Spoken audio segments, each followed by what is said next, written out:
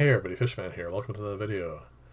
Well, we're back into the dollar store builds today with two projects left to go, and today I thought I'd take care of the box filter. But before we get into that, I had a number of commenters when I was putting this tray system together, and they recommended that I use a soldering iron instead. They actually recommended a cordless one, but this is the one I have. And as you can see, this is exactly a hot knife through butter. It does very quickly remove material, and the only downside I've noticed to it all, besides smoke, definitely use a lot of ventilation when you're doing this sort of thing, because it does give off a lot of fumes. The other thing is it leaves a rim. Now with proper tools and whatnot, I can get rid of that, but with dollar store tools, I think you're pretty much stuck with a bit of a rim at least.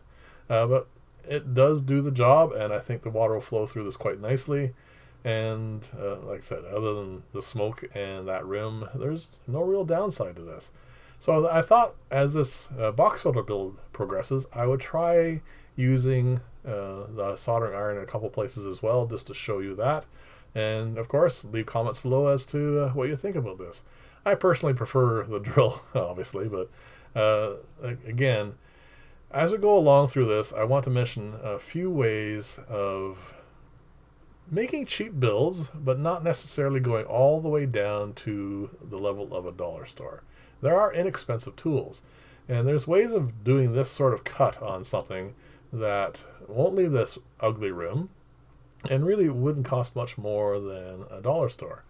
These are two perfect examples. If you go to a hardware store, the lighter gray PVC pipe you see there is at every hardware store ever, like everywhere, and it is really inexpensive, and getting a hold of that and being able to cut it is much simpler. And you can get yourself a really small mini hacksaw for probably about $5-6, and it is much simpler, by the way, than trying to do this. I'm not going to show you the entire process of cutting through this. It was long and tedious, but I eventually did get through it. And I'm not ashamed to admit that the entire time I was doing this, I was thinking, well, 5 feet over that way, I have a bandsaw that cut through this in like 2 seconds, and it would leave a nice, clean, easy cut. But you can do this, and like I said, that cheap mini hacksaw, I actually have one that I use in my kit when I take out when I go into small jobs. I can't really bring full stuff with me, so I usually bring small things and I keep it in a small pouch, just so I can do jobs there and then, instead of having to go back, get stuff, and come back and again, make lots of trips. And it's very inexpensive, so something to keep in mind. You don't necessarily, like I said, have to go all the way down to this sort of level. A couple more dollars is probably well worth it when you consider the amount of time it takes to do this sort of thing with this sort of equipment. It just takes an awful lot of time. So I thought the Betty Crocker lid, because it's softer, would be easier to get through. Well, it is, and it did take less time, but I first, as you saw there, tried to just cut the circle out straight, but it just wouldn't work. It's thick enough and durable enough, because it is meant to hold food, that it was just not working. Either that or this knife is just not good enough for this sort of thing. I did make good progress on it, and then I switched over to just poking the utility knife right through in the center, and then gradually paring my way out around the corner. Now, as you can see, at this point, it is a really rough hole, but because I had already scratched out the final dimensions for the hole, I can gradually pare my way out to it and kind of make it smoother as we get there. And in the end, it looks fairly reasonable. It doesn't have to be perfect, of course, because water is going to go down through here and the holes I'm going to make in the lid shortly. And it's just trying to make it look acceptable. And this is fine. There's nothing really wrong with that.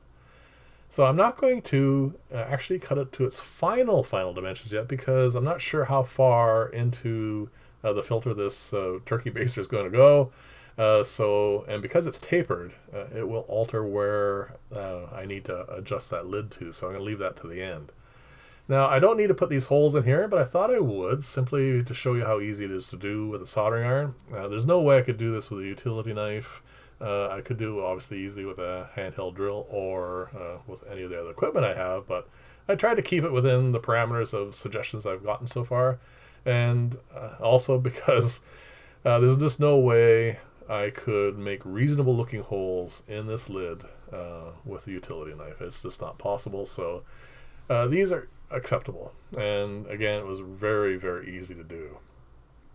So of all the things you're going to see today, there's a few things that I would actually recommend that you use. These scissors are just my shop scissors. I didn't go buy a pair of dollar store scissors. It was kind of pointless to just do that for this sort of thing. There's no real difference when it comes to this sort of build. These materials are extremely easy to cut, so it's not really any advantage to have those particular scissors in this case. These pads are one of the things I would really recommend. They're very good and very easy to work with, and I use them for a lot of different things, not just for cleaning glass. And the other thing is, instead of using the turkey baster, I really do recommend using a little piece of PVC piping instead. It is very inexpensive, only a little bit more expensive than, well, it's probably about, I think that was $1.50 for the turkey baster, and there's no way that those pipes are more than a dollar a foot. And you can go to, like I said, any hardware store and get them very easily. Now, I don't recommend the sponges I'm going to be using here because they are closed pore, and really good sponges are expensive. And if you're like building this and you're thinking about making this, I recommend you use lava rock instead. Lava rock, you can get a large bag of it for a few dollars, and it will, well, unless you have like my kind of level of fish room, it'll take you a long time to go through it. And if you go to, like, especially in the spring like now, you go to any of the nurseries or whatever and tell them you just want a little bit of, they probably have a broken bag that they would not in the least bit mind giving you a handful or two of. So keep that in mind as well. So there you go. These pads are easy to cut and easy to put in place, and like I said, they are very good. Now, these sponges, I don't want to use them as solid pieces because there's just way too much air in there. So I'm going to cut them all up, and then I'm going to rinse them and rinse them and rinse them and try and get as much of that air out as possible. But like I said, I wanted to keep this as a dollar store build, so that's why I'm using these. And of course, if it weren't for this, I would definitely be using lava rock or even just gravel. And you can see up in the corner there is a container of gravel. Now, it is obvious that anyone who has an aquarium and is going to build something like this is going to have a bit of gravel anyway, so I don't think that's really a cheat. And this is definitely going to require some weight to it to keep it in place in your aquarium, so that is a definite thing that you're going to need. So this is after all the rinsing and you can see there's still a bunch of water in that, which is perfectly fine. So let's put this together and then get it in an aquarium. It is, like I said, this is not difficult to do at this point. So there's my ballast. It is also going to, of course, act as biomedia. And that is the bottom sponge just to keep this in place. And I'm just going to centralize that, and then I'm going to pour all the sponges in. And then I need to add water to this and to gradually squeeze those sponges again to get as much of the air out of them as possible, because you can see it, they just float, and I want this to obviously sit on the bottom of the tank and not move around at all. So I'm going to do that, and then we're going to put on the top sponge, which is just mostly just to keep these guys in place, and also it will act as a really nice mechanical filter too. And that's pretty much it. All that's left to do now is widen out the hole in the top of the lid for this container so that it will be set for the final dimensions for this particular, well, like I said, that's a tapered tube, that turkey baster. So there you go. I'm going to gradually widen this out. I started off doing it with the utility knife, and that's perfectly fine. And I think, well, I thought I'd give this a try too, because it is, like I said, a bit of a cheat, but it does work, and I eventually got to the point where this thing was nice and snug, which is kind of nice because it will help keep that pipe in place. And then it was just a simple matter of pushing it down to the final spot. Now for when you're doing this on your own, if you decide to do this kind of build, I would recommend an air stone for this, but everything I have is set up for rigid pipe. So that's one thing that I did that I couldn't obviously buy at a dollar store. I'm just going to drop in a rigid pipe and airline up to my airline system, and that's going to be it. This is a dollar store box filter. Colorful, and I actually think it's going to be reasonably functional. So I'm going to drop this in one of my tanks. I'm going to let it run there for a month, and then it is going to be part of the ammonia tests. I think it, well, I hope it doesn't outperform all the builds I've been doing, but I think it should do reasonably well.